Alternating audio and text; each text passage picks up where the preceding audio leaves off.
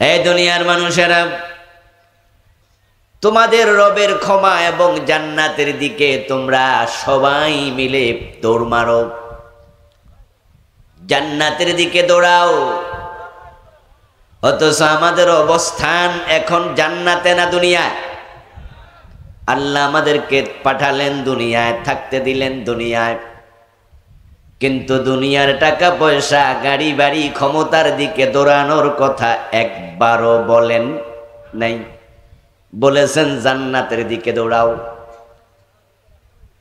কারণ জান্নাতি তোমাদের একমাত্র পুরস্কার। এটাই তোমাদের জন্য আমি আল্লাহর পক্ষ থেকে চূড়ান্ত গন্তব্য।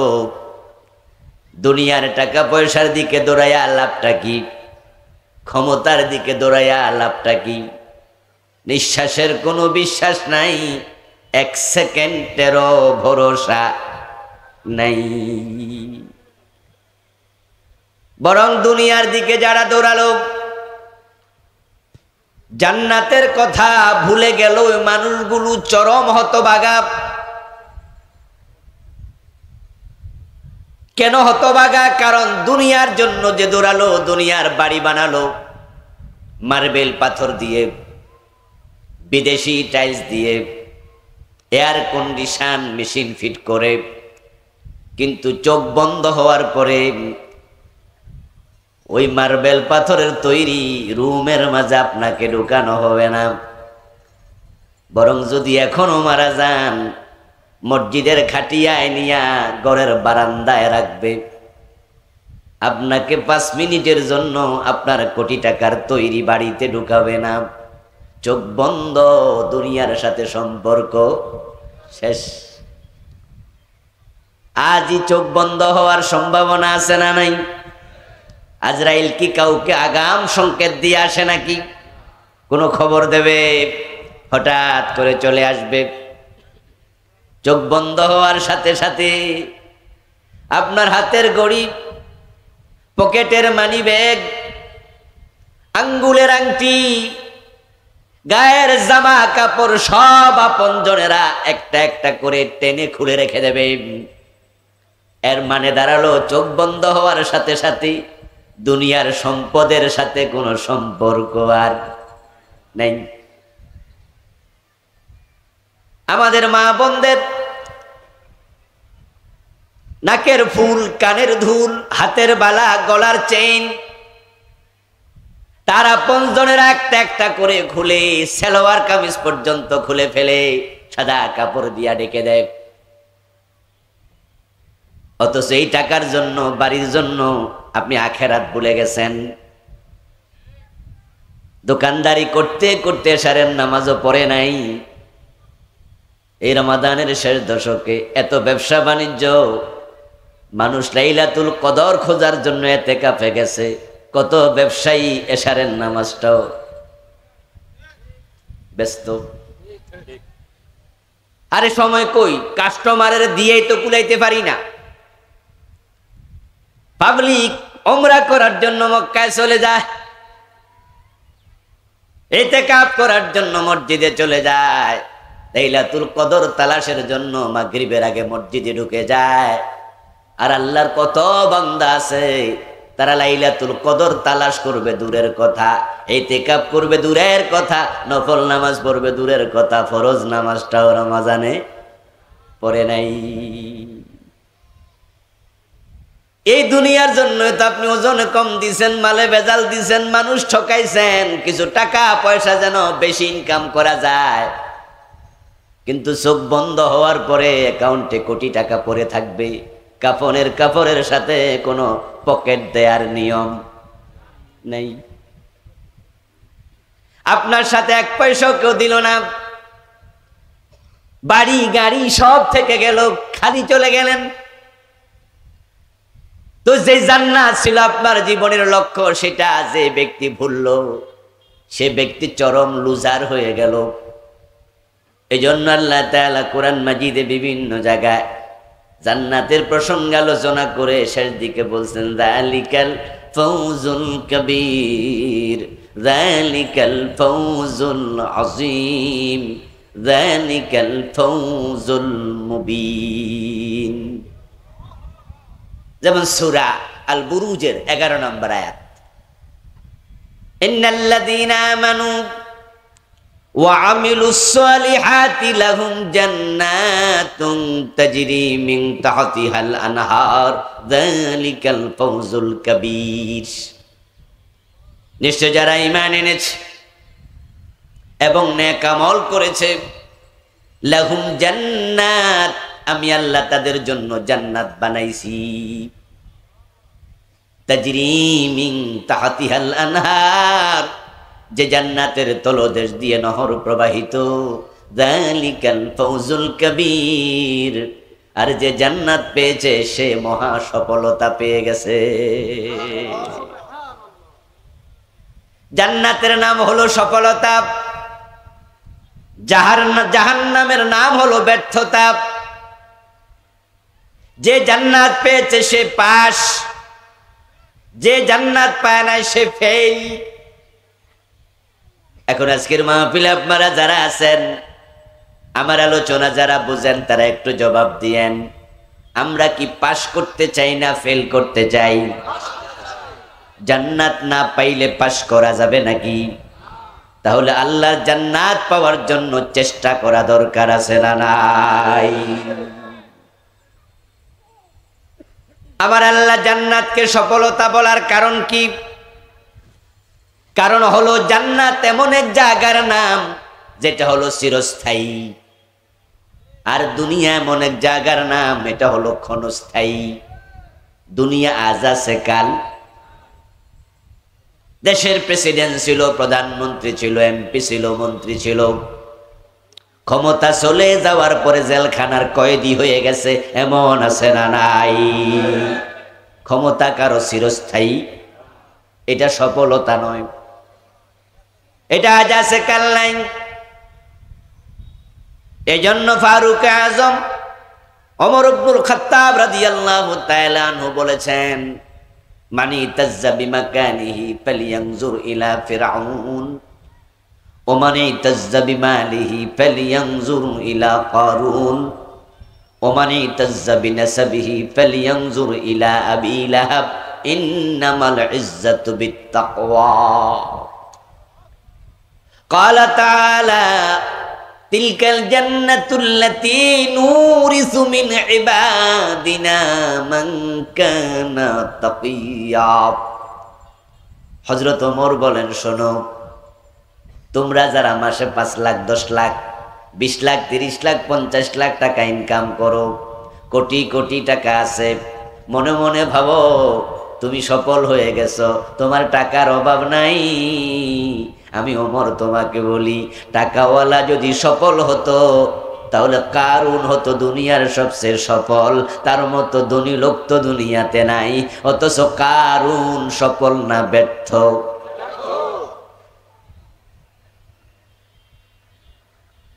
কারুন এমন এক ব্যক্তি যার সম্পদের কথা আল্লাহ নিজে সূরাতুল কাসাসে আলোচনা করেছেন।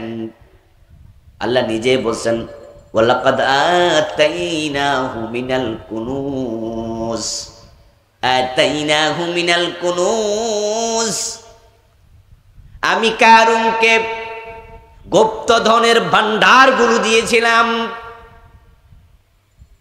কারুনকে আল্লাহ তাআলা কি পরিমাণ জায়গা জমিন সম্পদ দিয়েছে ওইটা দেখার জন্য 5-7 বছর আগে আমি মিশরে গেছিলাম।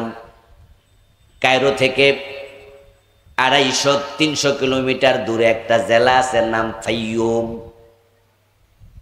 ওই জেলায় কারুনের বসবাসের জায়গা ছিল ধ্বংসাবশেষ, বিশাল এক সাগরের মতো। আধা ঘন্টার মতো প্রাইভেট কারে ওই জলরাশির পাশ দিয়া গাড়ি চালাইয়া তারপরে নৌকা কিছু মাঝি পেলাম, নেমে জিজ্ঞাসা করলাম রাস্তার সামনে কতটুকু? বলল আরো আধা ঘন্টা গাড়ি চালানো যাবে। 30 থেকে 40 মাইল এলাকা তার সম্পদের এলাকা ছিল।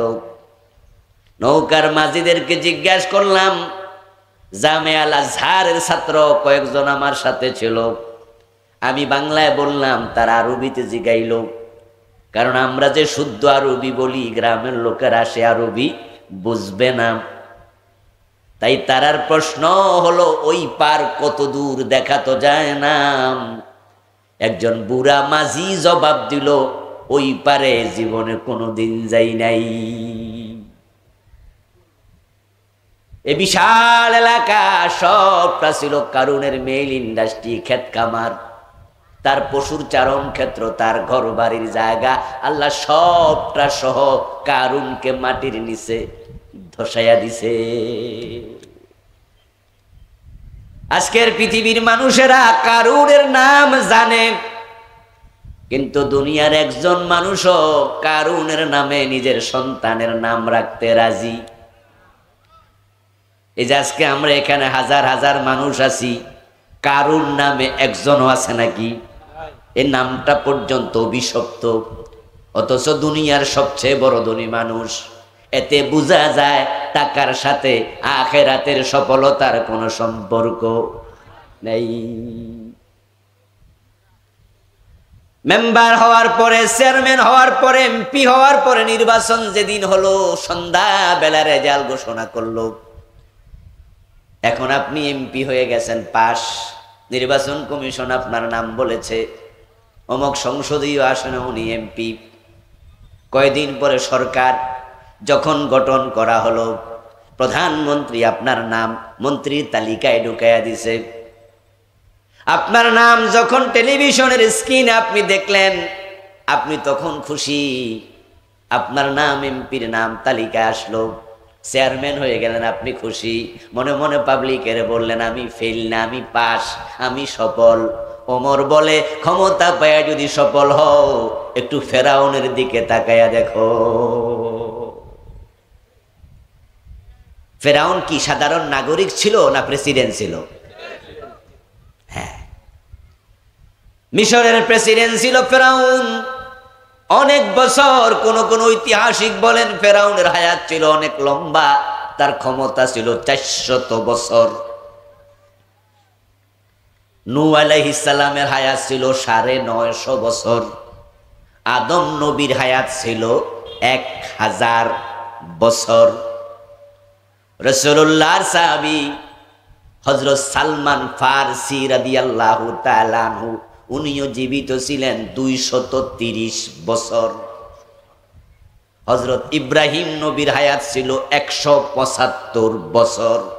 আগেকার লোকেরা 300, 400, 500 বছর এমনি বাস্তব। যেই ফেরাউন মিশরের 400 বছর প্রেসিডেন্ট ছিল, আপনাদের কাছে জবাব চাইব, ওই ফেরাউন সফল না ব্যর্থ? আল্লাহ তারে ফানি চুবাইয়া মারছে এবং তার লাশটাও পচতে দেয় নাই, গলতে দেয় নাই। পৃথিবীর মাটির উপরে ফেরাউনের লাশটা এখনো আছে না নাই?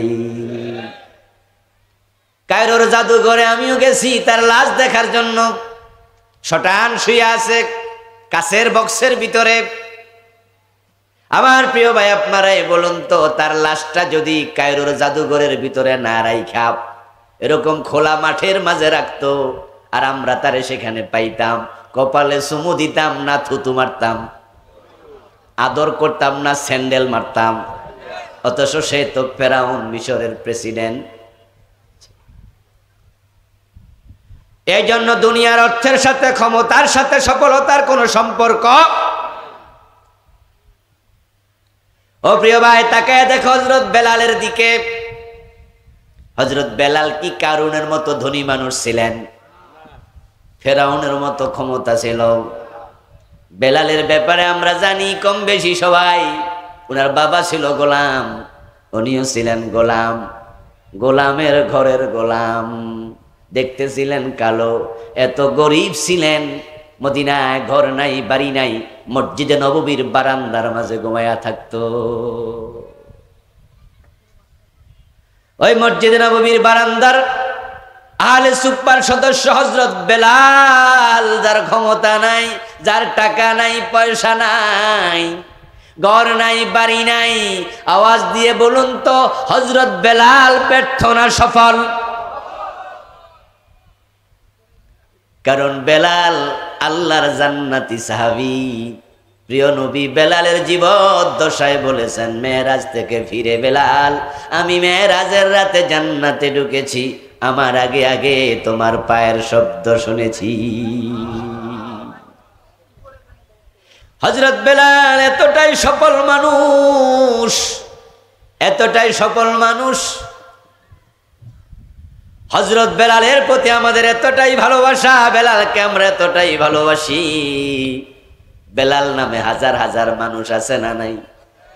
আজকের মাহফিল খুঁজলে 2-4 জন, এবং নামটা শোনার সাথে সাথেই উনার প্রতি কলিজায় একটা ভালোবাসা জেগে যায়। অদ্য দুনিয়ার সম্রাট ওমর হযরত বেলাল রাদিয়াল্লাহু তাআলা উনার ক্ষমতাকালে যখন বেলাল সিরিয়া থেকে আসতেন, রাসূলুল্লাহর ইন্তেকালের পরে বেলাল মদিনায় আর থাকেননি বেশি দিন। আবু বকরের সময় অনুমতি চেয়েছিলেন, আবু বকর আমি রাসূলের মুয়াজ্জিন, আমি আজান দিলে প্রিয় নবী ইমামের দাগায় দাঁড়াতেন, আমি ইকামত দিতাম, কিন্তু এখন আজান দিলে রাসূল সামনে নাই, আমি বেলালের সহ্য হয় না, বড় কষ্ট পাই, আমারে ছুটি দিয়া দেন, আমি মদিনায় থাকতে আর চাই না, এই কষ্ট আমার সয় না। আবু বকর সিদ্দিক রাদিয়াল্লাহু তাআলা আনহু বেলালকে অনুমতি দেন নাই। ও বেলাল, তোমার আজান না শুনলে আমি আবু বকর আমার তো শান্তি লাগে না। তিনি জাননি। ওমর যখন খলিফা, হযরত বেলাল ওমরের অনুমতি নিয়ে চলে গেলেন মদিনা থেকে সিরিয়ায়। আমার রাসূলকে সালাম দেওয়ার জন্য মাঝে মাঝে কবর জিয়ারতে আসতেন মদিনায়। আল্লাহর হাবিবের কবর জিয়ারত করে ওমরের বাড়িতে যখন যেতেন, হযরত বেলালের জীবনী পড়লে পাবেন। ডক্টর আব্দুল মাহবুব স্যার লিখেছেন আসহাবে রাসূলের জীবন কথা, বেলালকে নিয়ে লম্বা লিখেছেন। হযরত বেলালের জীবনীতে পাওয়া যায়, ওমরের বাড়িতে বেলাল যখন যেতেন, হযরত ওমর বেলালকে দেখে চেয়ার থেকে দাঁড়ায়া যেতেন, ঘরের দরজা পর্যন্ত দৌড়ায়া যেতেন, বুকের সাথে জড়ায়া ধরে বলতেন, আতানা সাইয়্যিদুনা বেলাল, আমার কাছে আমার নেতা বেলাল এসেছে, আমি অর্ধ দুনিয়ার নেতা, আর বেলাল হলো আমি ওমরের নেতা। আতানা সাইয়্যিদুনা বেলাল, আমার কাছে আমার নেতা বেলাল এসেছে। এই সম্মান কেন? বেলাল জান্নাতি সাহাবী, বড় মাজলুম সাহাবী। আর ফেরাউনের অসম্মান কেন? বেঈমান, জালেম, ঠিক কি না? বড় জালেম। আল্লাহর জান্নাত পাওয়ার জন্য, সফল হওয়ার জন্য আমাদের সকলকে জান্নাতের দিকে দৌড়াতে হবে, প্রচেষ্টায় লিপ্ত হওয়া লাগবে। যে জান্নাত পেয়েছে সে সফল হয়েছে, যে জান্নাত পায় নাই সে ব্যর্থ হয়েছে। যার খাওয়ার জন্য খাবার নাই, পরিধান করার জন্য কাপড় নাই, থাকার জন্য ঘর বাড়িটা নাই। ঢাকায় দেখবেন রাস্তার পাশে ফুটপাতে ঘুমায়া থাকে, ঢাকায় গেলে দেখবেন রাতের বেলায় কত মানুষ, তাদের থাকার একটু জায়গাও।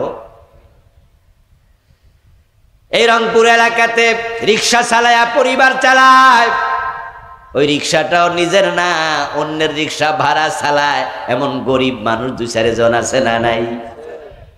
থাকার জন্য ঘর নাই, খাওয়ার জন্য খাবার নাই, পরিধান করার জন্য ভালো কাপড় নাই, কিন্তু লোকটা নামাজি। এই রমাদান মাসে রিক্সা চালায়া রোজা রাখছে, এমন রিক্সাওয়ালাও আছে। আবার এসি রুমে ছিল, রোজা রাখে নাই, এমন হতভাগা।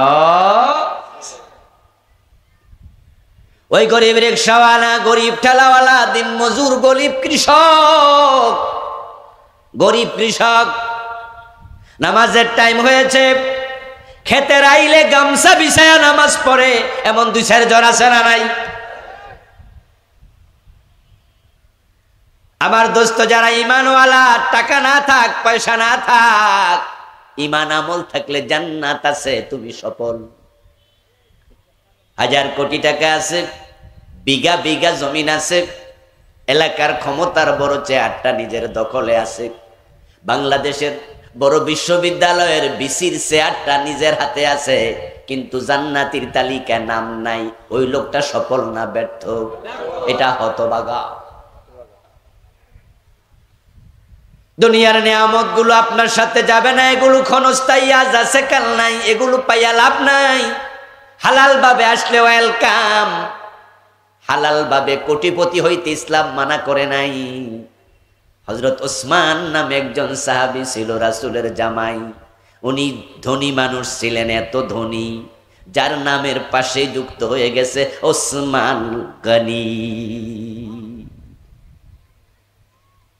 পয়সা থাকা ইসলাম এটাকে খারাপ বলে না, তবে সেটা হালাল ভাবে আসতে হবে।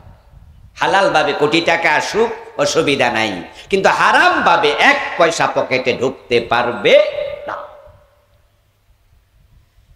জান্নাত এমন এক নিয়ামতের জায়গা, যেটা পেলে আপনি সফল। কি কারণে এটাকে সফলতা বললে আবার সংক্ষেপে একটু বলি, তারপরে বলবো জান্নাতে যেতে হলে করণীয় কি, যেটা আজকের মূল আলোচ্য বিষয়। আমার বন্ধু, জান্নাতকে আল্লাহ সফলতার কারণ বলার, সফল বলার এক নাম্বার কারণ, জান্নাতে আল্লাহ মানুষকে যখন ঢুকাবেন আর কোনোদিন সেখান থেকে বের করবেন না। এটা হবে চিরস্থায়ী নিয়ামত। সুবহানাল্লাহ। চিরস্থায়ী, হারিয়ে যাবে না, কমবে না। জান্নাতের যে নিয়ামত আল্লাহ আপনাকে দেবে এটা কখনোই কমবে না। যেমন জান্নাতীরা হবে চিরযৌবন প্রাপ্ত, বয়স হবে 30 অথবা 33। এই বয়সটা কোনোদিন আর বাড়বে না। 33 কখনো 34 হবে না। জান্নাতে যে কাপড় আল্লাহ আপনাকে দেবেন সেই কাপড় কোনোদিন পুরাতন হবে। আল্লাহ জান্নাতে যাকে যা দেবেন স্থায়ী করে দেবেন। প্রিয় নবীজি সাল্লাল্লাহু আলাইহি ওয়াসাল্লাম বলেন, শোনো, জান্নাতীদের মাঝে সবচেয়ে ছোট জান্নাত আল্লাহ যাকে দেবেন তার জান্নাতটা হবে দুনিয়ার মতো 10 দুনিয়ার সমান। আপনাদের রংপুর এলাকায় যার 10 বিঘা জমি আছে, গরিব মানুষ মনে করেন নাকি? যার 50 বিঘা আছে, যার 100 বিঘা, যার আছে 500 বিঘা জমিন, তাকে আমরা বলি সে তো একজন বড় জমিদার। এলাকার মানুষ কয় 500 বিঘা জমি, কয় কিরে এত জমি? আল্লাহর জান্নাত যদি রিকশাওয়ালারা দেয়, ঠেলাওয়ালা দিন মজুররেও দেয়, তাকে দেবেন দুনিয়ার মতো 10 দুনিয়ার সমান জায়গা। قال النبي صلى الله عليه وسلم موضع شبر في الجنة خير من الدنيا وما فيها। এই যে 10 দুনিয়ার মতো বড় জায়গা দেবে, সেই জায়গার মূল্য কত? প্রিয় নবীজি বলছেন, জান্নাতের 1 বিঘত জমিন तमाम দুনিয়ার চেয়ে তার মূল্য বেশি। قال النبي صلى الله عليه وسلم أدنى الجنة منزلة له 80,000 خادم। জান্নাতীদের মাঝে সবচেয়ে ছোট জান্নাতি যে হবে তার খেদমতের জন্য খাদেম দেয়া হবে 80,000। 80,000 খাদেম পৃথিবীর কোন মানুষের আছে? নাই। আমাদের প্রধানমন্ত্রীর খেদমতের জন্য লোক আছে কয়জন? 20 জন, 30 জন, 50 জন, 100 জন?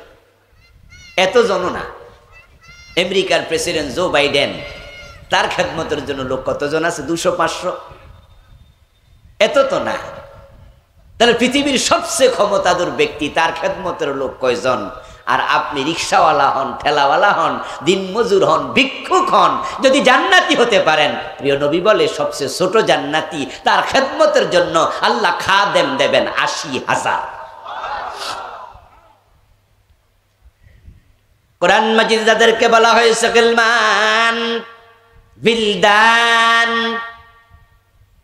ইয়াতুফু আলাইহিম বিলদানুম মুখাল্লাদুন বিআকওয়াবিন ওয়া বারিক ওয়া কাসিম মিন মাঈন।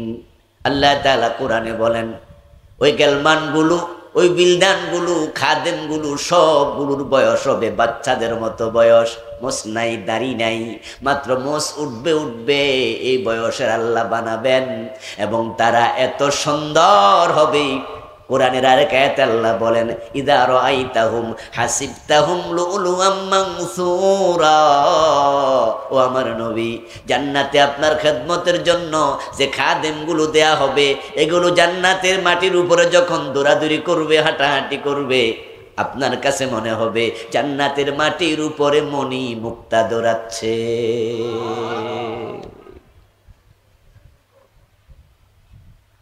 وقال النبي صلى الله عليه وسلم إن في الجنة 100 درجة كل درجة كما بين السماء والأرض ما بينهما كما بين السماء والأرض। জান্নাতের মাঝে আপনাকে থাকার জন্য যে ঘর আল্লাহ দেবেন, প্রাসাদ আল্লাহ দেবেন, প্রিয় নবীজি বলছেন জান্নাতের সবচেয়ে ছোট বিল্ডিংটা হবে 100 তলা উঁচু। আরে দুনিয়াতে যে চুরি করে চোর কেন করে? চুরির টাকা দিয়ে একটু ভালো খাবে, একটু ঘর বাড়ি বানাবে, পোলামাইয়ারে একটু ভালো করে রাখবে। ডাকাতি করে কি করে? পরিবারকে দেয়। ব্যবসায়ী লুটপাট করে, ওজনে কম দেয়, মালে বেজাল দেয়, মানুষ ঠকায় কেন? একটু 2 পয়সা পাইবে, একটু ভালো থাকবে। ঘোষ খায় কেন? সুদ খায় কেন? প্রত্যেকটার একই উত্তর, দুনিয়া একটু ভালো থাকতে চায়, ভালো খেতে চায়। কিন্তু এই দুনিয়াতে যারা ঘর বানায়, বাড়ি বানায়, চুরি করে, ডাকাতি করে, 100 তলা বাড়ি বানাইছে একজনে, এমন পৃথিবীতে কি একজন লোকও আছে? নাই। কারণ পৃথিবীতে যত বড় বড় বিল্ডিং আছে এগুলো আমার দেখা শেষ, আলহামদুলিল্লাহ। আমি আমেরিকার টুইন টাওয়ার দেখেছি, দুবাইয়ের বুর্জ টাওয়ার দেখেছি, মালয়েশিয়ার টুইন টাওয়ার দেখেছি, সৌদি আরবের ক্লক টাওয়ার দেখেছি। পৃথিবীর সবচেয়ে বড় বড় বিল্ডিংগুলো এই 2 চোখ আমার দেখে ফেলেছে। এগুলোর মালিক কারা এগুলো আমি স্টাডি করে ফেলেছি। বুর্জ টাওয়ার পৃথিবীতে সবচেয়ে উঁচু, যেটা দুবাইতে, এটার মালিক মাল্টিন্যাশনাল কোম্পানি, ব্যক্তি না। আমেরিকার টুইন টাওয়ার, যেটা পেন্টাগন এবং টুইন টাওয়ার একসাথে ভেঙে ফেলেছে, ওটাও ছিল মাল্টিন্যাশনাল কোম্পানি, রাষ্ট্রীয় সম্পদ। মালয়েশিয়ার টুইন টাওয়ার মাল্টিন্যাশনাল কোম্পানি। বাংলাদেশের সবচেয়ে বড় বিল্ডিং যেটা আমাদের মতিঝিলে, এটার মালিক কে? রাষ্ট্র। সেনা কল্যাণ ভবন রাষ্ট্র মালিক। সৌদি আরবের ক্লক টাওয়ার, এটা ওয়াকফুন লিল হারামাইন শরীফাইন, এটা রাষ্ট্র মালিক, রাষ্ট্র ওয়াকফ করেছে হারাম শরীফের জন্য, মক্কা মদিনার জন্য। ব্যক্তির মালিকানা 100 তলা বিল্ডিং পৃথিবীতে কারো নাই। আর জান্নাতে রিকশাওয়ালা যদি যায় আল্লাহ হেরো দেবে কমপক্ষে 100 তলা। তো দুনিয়াতে চুরি কইরা ডাকাতি কইরা কয় তলা বিল্ডিং আর বানালেন? 100 তলা তো পারলেন না। এবং যাই বানাইলেন মরে গেলে কিছু নাই। আর আখিরাতে যেটা আল্লাহ দেবে কোনোদিন আর নেবে না, আপনাকে মালিক বানায়া দেবে। ইন্না ফিল জান্নাতি 100 দারাজা, সবচেয়ে ছোটটা 100 তলা উঁচু, আর বড়টা কত উঁচু আল্লাহু আ'লাম। আল্লাহ বলেন 100 তলার নিচে বিল্ডিংই নাই। যা আছে অন্য অন্য হাদিসে আছে, এগুলো হলো জান্নাতের বাহিরে বিনোদনের জায়গা। ইন্না ফিল জান্নাহ লাখিমাতান মিন লুলুওয়াতিন ওয়াহিদাতিন মুজাব্বাফা আরদুহা 60 মিলা। বিভিন্ন হাদিস আছে ছোট ছোট প্রাসাদ, তাও ছোট না, সবচেয়ে ছোট একটা প্রাসাদের কথা রাসূল বললেন। সেটা একটা তাঁবু হবে, একটা মুক্তা দিয়ে বানাবে, তবে তার ভিতরে ফাঁকা হবে 60 মাইল লম্বা। এটা ছোটটা তাঁবু, ঘর না। আল্লাহর জান্নাতকে কেন সফলতা বলা হয়? হযরত আবু হুরায়রা রাদিয়াল্লাহু তাআলা আনহু প্রিয় নবী থেকে শুনলেন জান্নাতের বিল্ডিং 100 তলা উঁচু হবে। এক একটা ফ্লোরের উচ্চতা হবে জমিন থেকে আকাশ পর্যন্ত উঁচু। এক একটার প্রস্থ কত হবে? অন্য হাদিসে পাওয়া যায় লাওয়ান্নাল আলামিন ইসতামাউ ফি ইহদাহিন্না লাওয়াসআতুহুম। প্রিয় নবীজি বলেন এক একটা ফ্লোর এত বড় হবে, আপনাদের রংপুরে যে বিল্ডিং গুলো আছে 5 তলা 7 তলা 10 তলা থাকতেই পারে, কিন্তু ফ্লোর কত বড়, এক একটা 1500 feet, 2000 feet, 2500, 3000, 5000 feet, 10,000 feet. Shopping মলে থাকে 8-10,000 ফিট, বাড়ি থাকে না এত বড়। কিন্তু জান্নাতের একটা ফ্লোর কত হবে, কত বড় হবে? প্রিয় নবী বলেন, তামাম দুনিয়া যত মানুষ আল্লাহ বানাইছে সবাইরে যদি আল্লাহ এক ফ্লোরে জায়গা দিতে চাইতো, এক ফ্লোরে সবার জায়গা হইতো। লাওয়ান্নাল আলামিন ইসতামাউ ফি হাদাহিন্না লাওয়াসআত। কিন্তু না, সবার জন্য না, আপনার জন্যই 100 তলা, 100 ফ্লোর। আবু হুরায়রা এই কথা শুনে জিজ্ঞাসা করলো, ইয়া রাসূলুল্লাহি ওয়া মা বিনাউহা। ও প্রিয় নবী, এত বড় বড় বিল্ডিং আল্লাহ বানাইছে, এগুলো বানাইছে কি দিয়া? আপনাদের কাছে আমি একটু প্রশ্ন করব, জবাব যারা জানেন তারা একটু দিয়েন। জান্নাতের বিল্ডিং আল্লাহ বানাবে না বানাই ফেলছে? কি মনে হয়? মাশাআল্লাহ, উত্তর সঠিক। আহলে সুন্নাহ ওয়াল জামাত এর আকীদা হলো আল্লাহ জান্নাত অলরেডি বানিয়ে ফেলেছেন, জান্নাত প্রস্তুত। ইভেন জান্নাতের হুর গেলমান পর্যন্ত প্রস্তুত। প্রিয় নবীজি সাল্লাল্লাহু আলাইহি ওয়াসাল্লাম মেরাজের রাতে জান্নাতে ঢুকেছেন। তিনি বলেছেন, দাখালতুল জান্নাহ ওয়া সামি'তু ফিহাল কুরআন। আমি জান্নাতে ঢুকেছি, আল্লাহর এক বান্দাকে জান্নাতে কোরআন তেলাওয়াত করতে শুনেছি। দাখালতুল জান্নাহ ওয়া রাআইতু আকসারা আহলিহাল ফুকারা। আমি জান্নাতে ঢুকেছি, জান্নাতের অধিকাংশ অধিবাসী দুনিয়ার গরিব লোক, তাদেরকে দেখেছি। জান্নাতের অধিকাংশ অধিবাসী ধনী না গরিব? তা আপনারা যারা গরিব আছেন, মন খারাপ করার কিছু নাই। আবার গরিব হলে জান্নাতি না, নামাজ কালাম ঈমান আমান লাগবে, যেটা একটু পরে বলবো ইনশাআল্লাহ। গরিবের মাঝে আবার বেনামাজিও বেশি, এখানেও ঝামেলা আছে। এই রমাদান মাসে আমি কিছু শ্রমিক দিয়ে কাজ করাইছি আমার একটি প্রজেক্টে। 11 জন শ্রমিক কাজ করছে 20-22 দিনের মতো। তা আমি ওদেরকে ইফতারের টাকা দিতে গেলাম একদিন, যে ইফতার কত টাকা দেব, তো এত টাকা দেন। হঠাৎ করে মনে প্রশ্ন আইলো, এগুলা রোজা টোজা রাখিনি? জিগাইলাম রোজা রাখছনি? কয় না। বললাম যে 11 জনের কয়জন? কয়েকজনও না। ইফতার করবানি? কয় হুজুর এটা না করলে হয়নি, এটা দেন। তখন আমি বললাম যে তোমাদের জন্য আফসোস, তোমরা দুনিয়াতে রমজানের দিন রোজা রাখো না, কত কষ্ট শ্রমিকের কাজ করো, আবার যদি নামাজ না পড়ো, রোজা না করো, জান্নাত পাইবা? তো হিয়া নত মাইর খেবা, তো দুনিয়াও কষ্ট, আখেরাতেও হতবাগা। হতবাগা তোমরা। নামাজ পড়ো, নামাজ পড়ো, নামাজ পড়ো। আমার প্রিয় ভাইয়েরা, বলছিলাম আবু হুরায়রা প্রশ্ন করে, ইয়া রাসূলুল্লাহ, এত বড় বড় বিল্ডিং আল্লাহ বানাইলো কি দিয়া? রাসূলুল্লাহ জবাব দেন, লাবিনাতুম মিন যাহাবিন ওয়া লাবিনাতুম মিন ফিদ্দাতিন। আমার আল্লাহ জান্নাত বানাইছে, ওই জান্নাতের একটা ইট হবে রূপার, একটা ইট হবে স্বর্ণের তৈরি। আচ্ছা, দুনিয়াতে কারো স্বর্ণের বিল্ডিং আছে? আরে কথা বলেন না, হ্যাঁ না, যেটা একটা কইলাম শুনছেন, স্বর্ণের বিল্ডিং আছে কারো? মানে দুনিয়ার কোনো জায়গায় স্বর্ণের বিল্ডিং নাই, পৃথিবীর কোথাও নাই। কিন্তু আল্লাহ জান্নাতে আপনার জন্য স্বর্ণ দিয়ে বিল্ডিং বানায় রাখছে। এখন সেখানে যাওয়ার জন্য আমাদের একটু উঠা দাঁড়ানো দরকার আছে কিনা? চেষ্টা দরকার আছে না নাই? আল্লাহ বলছে ফাস্তাবিকুল খায়রাত, সে জান্নাতের দিকে প্রতিযোগিতা করে দৌড়াও। নরমাল দৌড় দিও না, নরমাল দৌড় দিও না। সাধারণ দৌড় আর প্রতিযোগিতার দৌড়, দুইটার মাঝে পার্থক্য আছে কি? আছে তো, নাকি বোঝেন তো? আছে।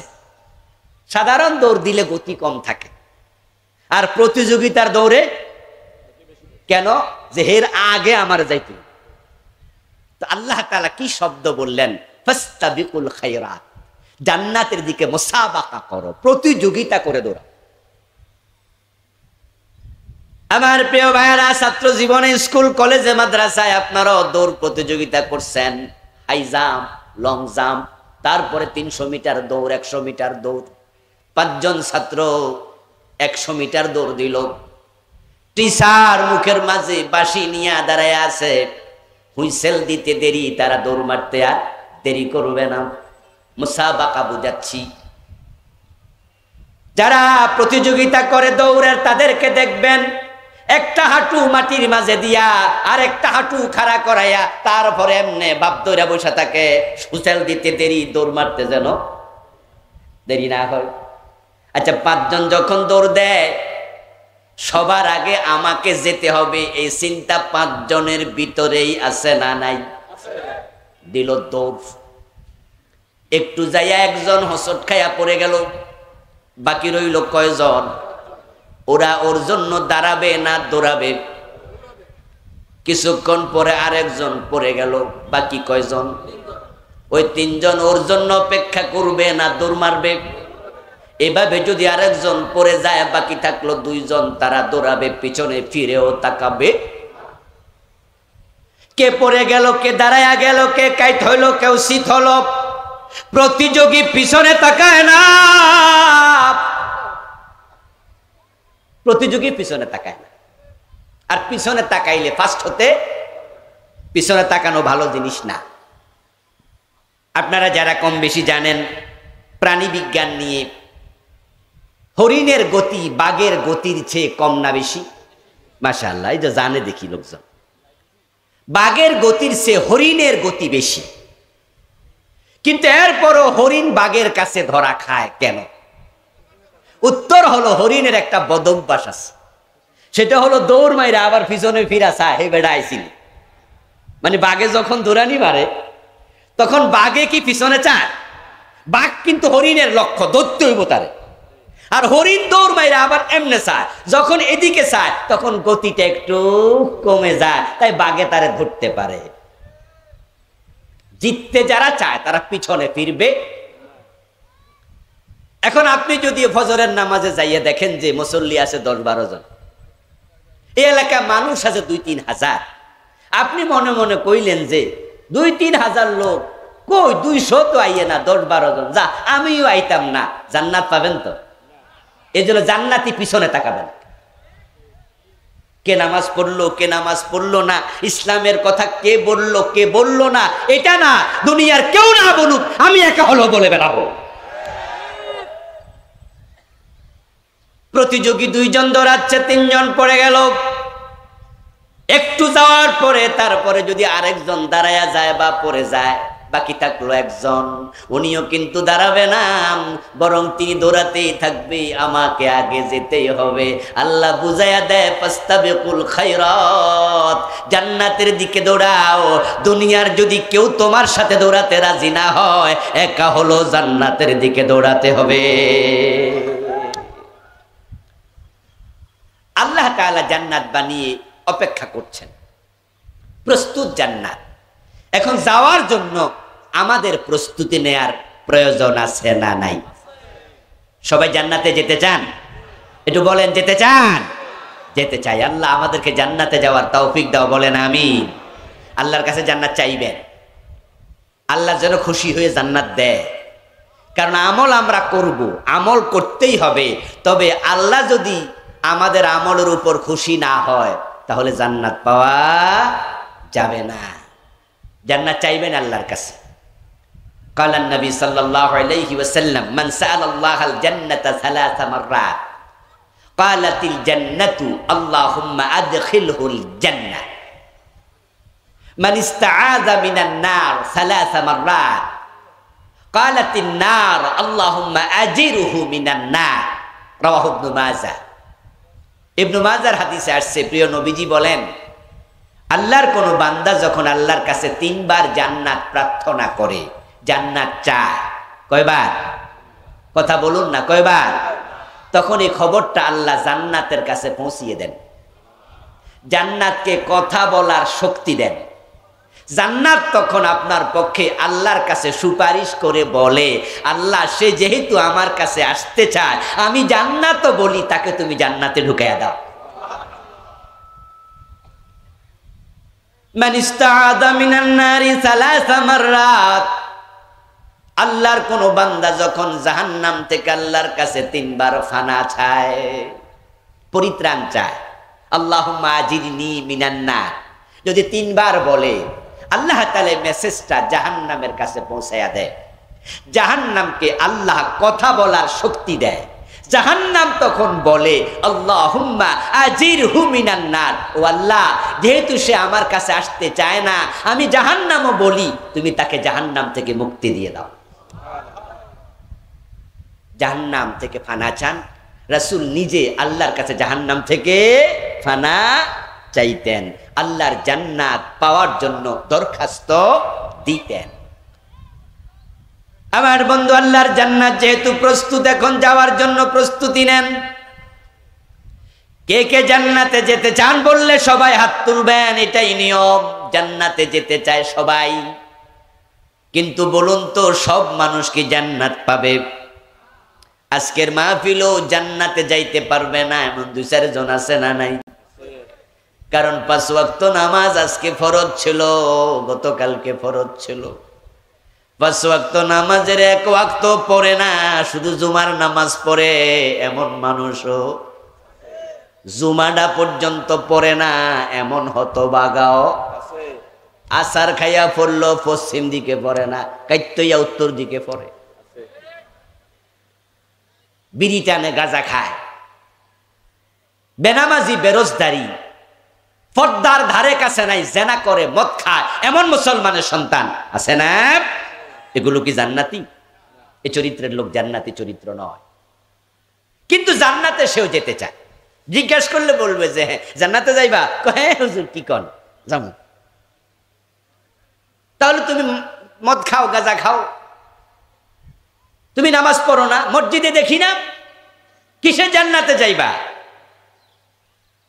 কান্দে দোতরা নিয়ে জবাব দেবে গানে গানে, হুজুর জান্নাত নিশ্চিত করে রেখেছি। আমার পীর সাহেব হুজুর কইছে উনি আমারে সারা জান্নাতে। পীরের কাছে মুরিদ হইয়া নামাজ ছেড়ে দিয়েছে, শুধু পীরের পায়ে সেজদা মারে, এমন মুরিদ বাংলাদেশে আছে না নাই? ওই লোকেরাই গান গায়, আছেন আমার মুক্তার, আছেন আমার ব্যারিস্টার, শেষ বিচারের হাইকোর্টেতে তিনি আমায় করবেন পার, আমি পাপী তিনি জামিনদার, টুনটুনা টুনটুন দোতরা বাজায়। পীর সাহেব হুজুর জামিনদার হয়ে জান্নাতে নিয়ে যাবে। ওই বেনামাজিও জান্নাতে যেতে চায়, চাইলে কি পাওয়া যায়? আপনাদের এই বাজারে আমি জানি না হিন্দু দোকানদার আছে কিনা, থাকতে পারে।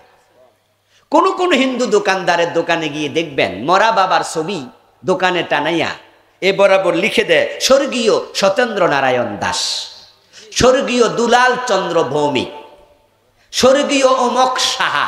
আচ্ছা, এই জাতীয় লেখা কি আপনারা কোনোদিন দেখেছেন? দেখেছেন? স্বর্গীয় মানে কি? মানে অলরেডি স্বর্গে চইলা গেছে। আর আমাদের চিন্তা হলো আমরা স্বর্গে যাব ইনশাআল্লাহ। আর হিন্দু মিয়া অলরেডি উনার বাবারে জান্নাতে ঢুকাইয়া, শখ আমাদের চেয়ে কম না, ওদেরও শখ আছে। স্বর্গ এবং জান্নাত জিনিস কিন্তু দুইটা না, শব্দের পার্থক্য। আরবিতে বলে জান্নাত, ফার্সিতে বলে বেহেশত, বাংলায় বলে বাগান, সংস্কৃতিতে স্বর্গ, ইংরেজিতে হেভেন। জিনিস কয়টা?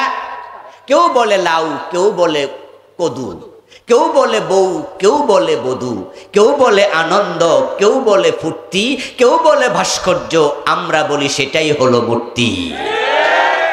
জিনিস কয়টা? একটাই।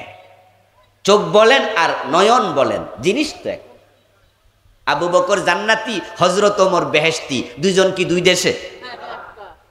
তো হিন্দু মিয়া যে বাবার বুকের উপরে লিখা দিল স্বর্গীয় দুলাল চন্দ্র দাস, আসলে কি কোনো হিন্দু জান্নাতে গেছে? এই ভাইয়েরা কথা বলেন, গেছে? কোন হিন্দু মুশরিক জান্নাতে যাওয়ার সম্ভাবনা আছে? কিন্তু লিখছে তো, শক্ত আছে। আমার প্রিয় ভাইয়েরা, জান্নাতে কে কে যেতে চান বললে সবাই হাত তুলবে, কিন্তু সবাই জান্নাত পাবে না। জান্নাত পাওয়ার জন্য জান্নাতের মালিক দুটি শর্ত দিয়েছেন, দুটি করণীয় নির্ধারণ করেছেন। সূরা আল কাহফের 107 নম্বর আয়াতে, সূরা আল বুরুজের 11 নম্বর আয়াতে, কোরআন মাজিদের বিভিন্ন সূরার বিভিন্ন জায়গাতে আল্লাহ তাআলা বারবার বলেছেন ইন্নাল্লাযীনা আমানু ওয়া আমিলুস সলিহাত, নিশ্চয় যারা ঈমান আনবে এবং নেক আমল করবে লাহুম জান্নাত, তাদের জন্য জান্নাত বানাইছি। আপনাদের কাছে আমি একটু জানবো, আপনারা একটু জানলে জবাব দিয়েন, জান্নাত বানাইছেন কে? সহজ প্রশ্ন, সহজ উত্তর। জান্নাতের মালিক কে? কিয়ামতের দিন জান্নাত দিবেন কে? তো যিনি বানাইলেন, যিনি মালিক, যিনি দাতা, তিনি বলছে জান্নাতে যেতে হলে দুটি কাজ করতে হবে, দুটি শর্ত। 1 নাম্বার ঈমান, 2 নাম্বার নেক আমল। এই দুই শর্ত যদি পূর্ণ না করেন জান্নাত পাওয়ার সম্ভাবনা নাই।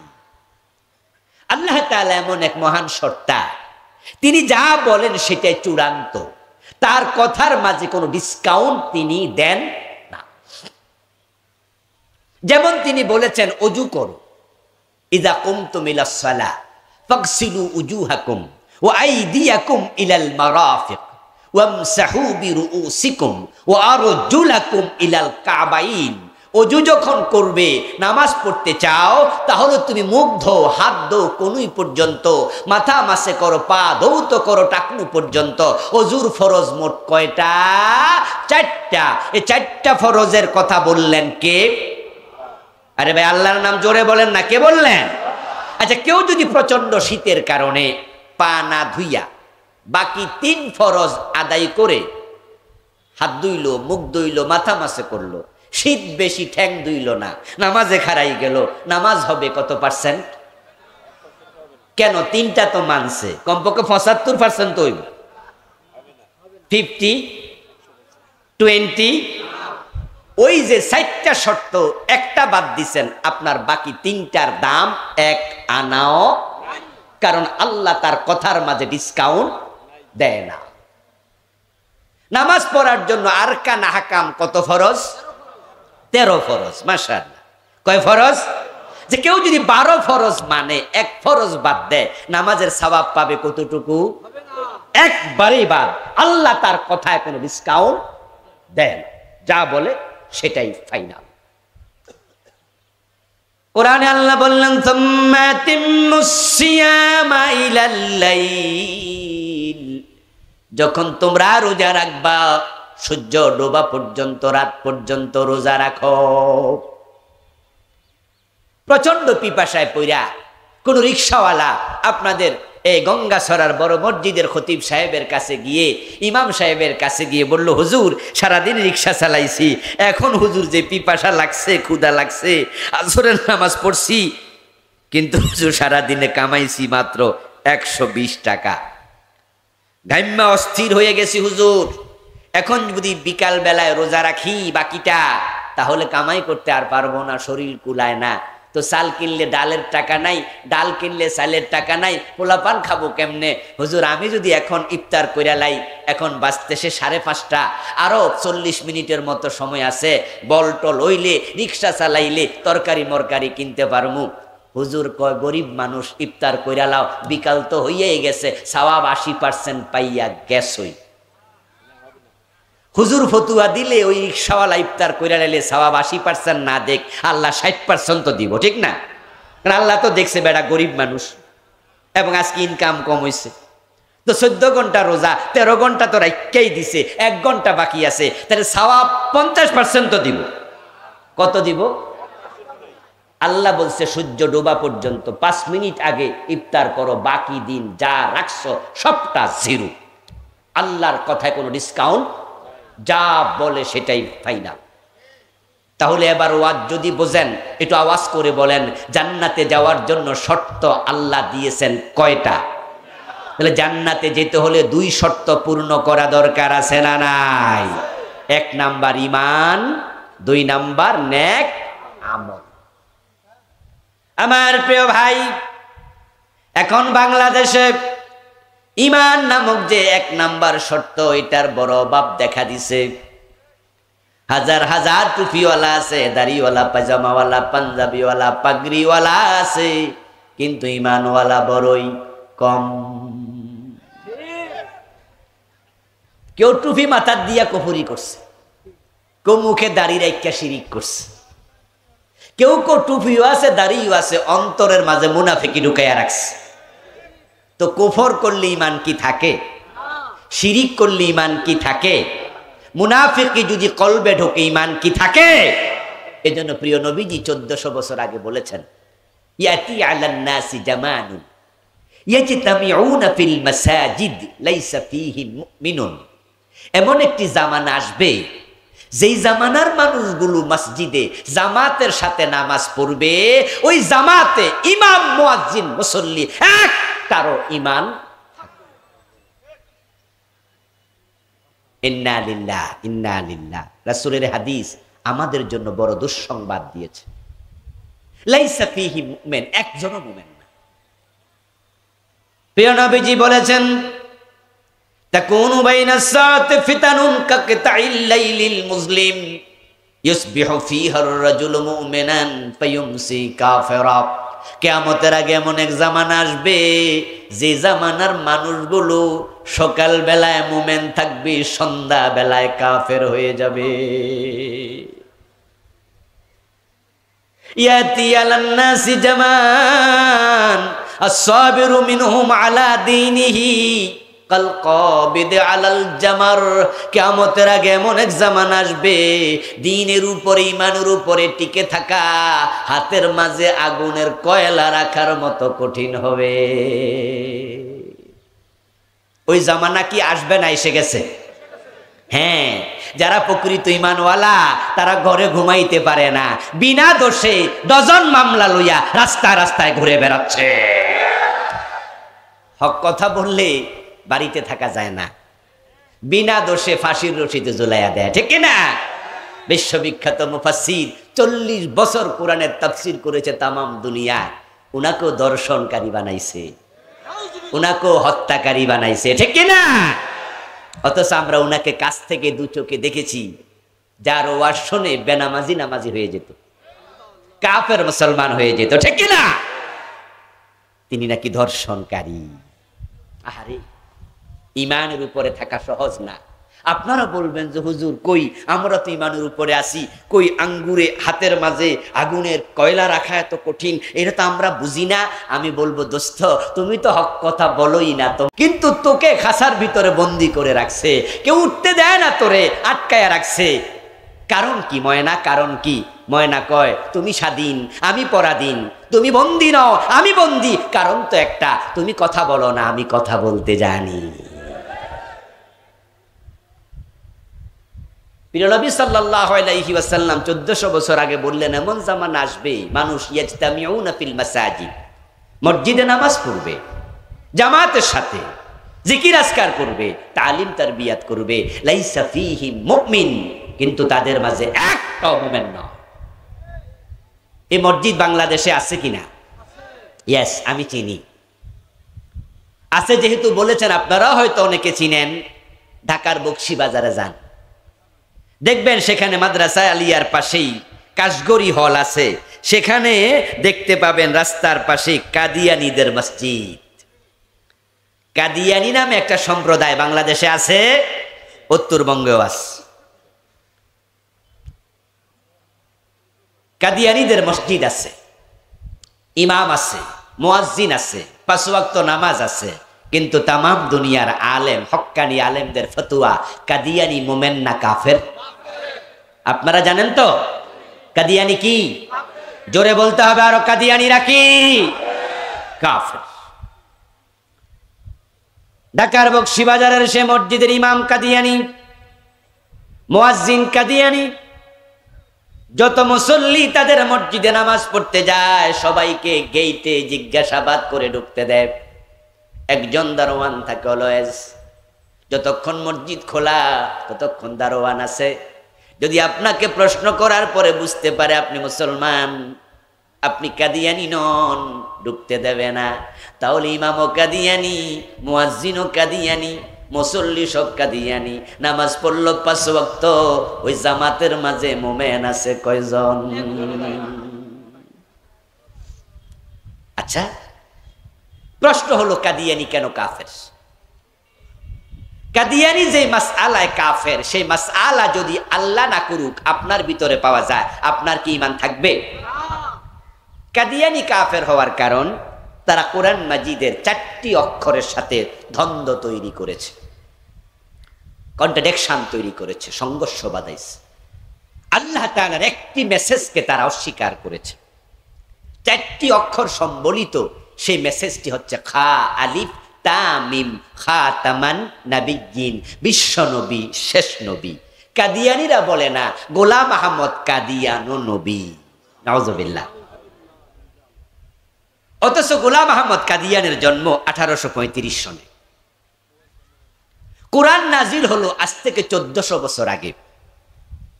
1835 মানে আজ থেকে 250 বছর।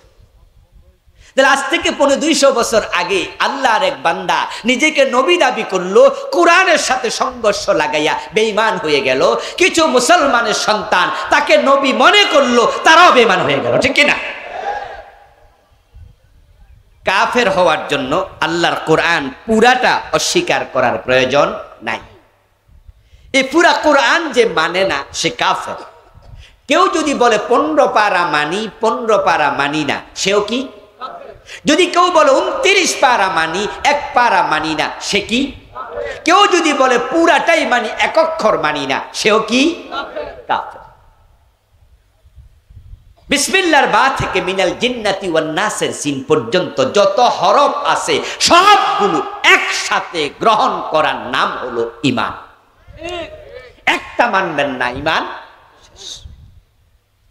অঙ্ক 10 লাইন লম্বা, একজন ছাত্র 10 লাইনে 9 লাইন ঠিক লিখেছে, 1 লাইন ভুল লিখেছে, 10-এর মাঝে কত পাবে? আরেক ছাত্র 5 লাইনে 5 ভুল, বাকি 5 লাইন বিশুদ্ধ, সে পাবে কত? কথা বলেন না কেন? আরেক ছাত্র 9 লাইন ভুল করছে, 1 লাইন ঠিক লিখছে, সে পাবে কত? অঙ্কের নিয়মই হলো কোন ভুল গ্রহণ করা হবে। 10 ভুলে 0, 1 ভুলেও। এই যে আপনারা মোবাইল চালান, এই মোবাইলের মাঝে সিম কার্ড আছে, এয়ারটেল, টেলিটক, গ্রামীণ ফোন, আরো কত কোম্পানি। আপনি যখন যাবেন বাংলাদেশ সরকারের নির্দেশনার আলোকে প্রতিটা কোম্পানি আপনাকে 11 সংখ্যার একটি ডিজিট দেবে। তারপরে আপনার সিম কার্ড ধরাইয়া দিয়ে বলবে এইটা ঢুকান মোবাইলের ভিতরে, এই নাম্বারে আপনি কল করুন, দেখবেন যে আপনার রিং যাবে, কল যাবে। আপনাকে 11টি সংখ্যা দিল, 01716 25 18 32, 11 সংখ্যা। আপনি 10টা ঢুকাইলেন, একটা বাদ দিলেন, কিয়ামত পর্যন্ত টিপলে কল যাবে? ওরা দিছে 11টা, তুমি কারবারি করছো কেন মিয়া? একটা বাদ দিছো কেন? তো টিপতে থাকো, মোবাইল নষ্ট হইব, কল বরং। তো আল্লাহ দিল বিসমিল্লাহর বা থেকে মিনাল জিন্নাতি ওয়ান নাসের সিন পর্যন্ত একটি কোরআন। আপনি 4 অক্ষর বাদ দিলেন, এই অধিকার আপনাকে দিল কে? আমার বন্ধু এবার বলুন তো, ইবলিস শয়তান সে মুমিন না কাফের? আল্লাহর কয়টা আইন সে মানে নাই? কয়টা? আদমকে সেজদা করো, ইবলিস বলল না, আরো যুক্তি মুক্তি দিল। আল্লাহর আদেশ লঙ্ঘন করার আগে ইবলিস কি কাফের ছিল না মুমিন ছিল? শুধু মুমিনই ছিল না, ফেরেশতাদের সাথে মিশে চলছে। কোন আলেম বলেছেন ফেরেশতাদের ওস্তাদ ছিল। কিন্তু আল্লাহ যখন বললেন আদমরে সেজদা করো, ইবলিস শয়তান করলো না। আল্লাহ তাআলা তখন বলে দিলেন আবা ওয়াস্তাকবারা ওয়া কানা মিনাল কাফিরিন, অস্বীকারী তুই কাফের। কাদিয়ানী আল্লাহর একটা মেসেজ মানে নাই, তাদের ঈমান শেষ। ইবলিস আল্লাহর একটা মেসেজ মানে নাই, নির্দেশ মানে নাই, ঈমান শেষ। এবার আপনাদের কি খবর? একটু বলছি, বুঝলে জবাব দিয়েন। চোর ধরে হাত কাটো, এমন আদেশ কোরআনে আছে না নাই? 52 বছরে কয়দিন কাটছেন? কেন কাটবেন? বাংলাদেশে তো কোনো চোর টোর নাই, ঠিক না? কি চোর আছে? কই না না, চোর সব ডাকাইত হইয়া গেছে।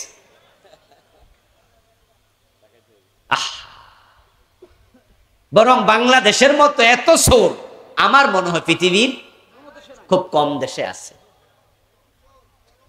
আহারে সোর। এজন্য তো আমাদের বঙ্গবন্ধু, যিনি অনেক বড় স্বপ্ন নিয়ে দেশটা স্বাধীন করছে, জীবনের ঝুঁকি নিয়া, তিনি মার্চের ভাষণ, যদি দেশটা স্বাধীন না হতো, আচ্ছা বঙ্গ কামরার ব্যবস্থা করার সামর্থ্য থাকা চাই, তাকে 3 বেলা খাবারের জন্য কাপড় চোপড় দেওয়ার সঙ্গতি থাকা চাই। রাসূলুল্লাহ সাল্লাল্লাহু আলাইহি সাল্লাম বলেছেন, সামর্থ্য যাদের নাই তারা যেন রোজা রাখে, তারা বিয়ে না করে। তাহলে বিয়ের সাথে নারীর মহর, থাকার ঘর, খাবার এবং পরিধানের কাপড়ের সামর্থ্য জড়িত। অবশ্যই শারীরিক সামর্থ্য তো লাগবেই।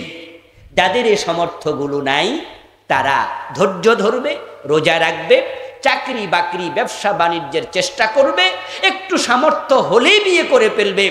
কিন্তু পরিতাপ, বাংলাদেশে দুটি প্রান্তিক অবস্থানে কেউ কেউ কিচ্ছু নাই, বিয়া করে যৌতুক পাওয়ার আশা। শ্বশুর বাড়ি থেকে রিক্সা দিব, এটা চালাইয়া বুক হয়।